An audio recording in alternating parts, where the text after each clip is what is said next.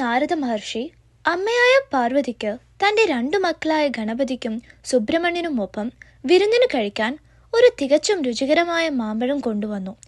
പക്ഷെ പഴം ഒറ്റതായിരുന്നതുകൊണ്ട് പാർവതി ചോദിച്ചു, ഇതെത്ര സ്വാദും ഔഷധ ഗുണവുമുള്ള പഴമാണ്, ഇതിനാരാണ് അർഹൻ എന്ന് തീരുമാനിക്കണം.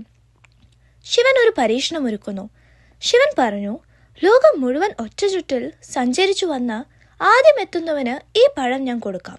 സുബ്രഹ്മണ്യൻ മുടങ്ങാതെ തന്റെ വാഹനമായ മയിലിൽ കയറി ഭൂമിയെ ചുറ്റാൻ പുറപ്പെട്ടു.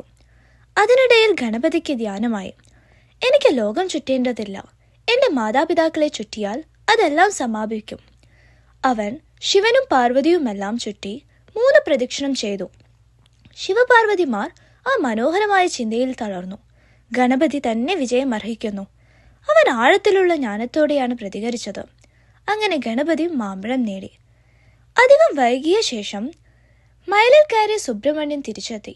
ഗണപതിയെ മാമ്പഴം കഴിച്ചുകൊണ്ട് കണ്ടപ്പോൾ അങ്ങേയറ്റം കോപിച്ചു. ഇതെങ്ങനെ? ഞാൻ ലോകം മുഴുവൻ ചുറ്റി വന്നു, നീ വീട്ടിലിരുന്ന് മാമ്പഴം തിന്നുകയാണോ?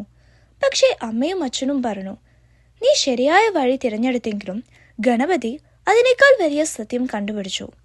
പക്ഷെ ഗണപതിയോടുള്ള ദേഷ്യത്താൽ സുബ്രഹ്മണ്യൻ പിറകെ നിൽക്കുകയായിരുന്നു.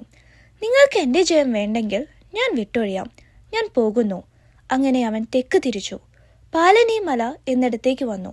അവിടെ അഭയം തേടി ധ്യാനത്തിലായി.